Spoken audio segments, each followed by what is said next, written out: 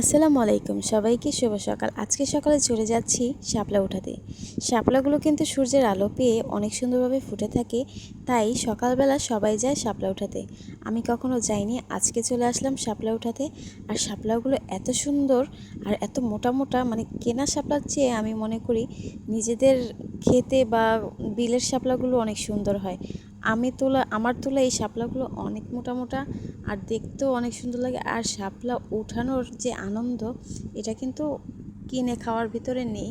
কিনে তো আপনি খেতেই পারেন, টাকা থাকলে সব কিছুই কিনে পাওয়া যায়, কিন্তু আপনার নিজের হাতে যে শাপলাটা বা যেই ফসলটা উঠিয়ে খাবেন, অন্য কোথাও এই আনন্দটা পাবেন না। আমার কাছে তো খুবই ভালো লাগে শাপলা উঠাতে।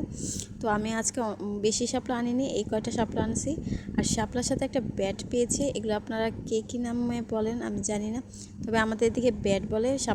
ব্যাটটা আমি ভেঙে দেখাচ্ছি আপনাদেরকে, ভিতরে দানা দানা। এটা যখন কালো হয়ে যায় খেতে কিন্তু ভালো লাগে।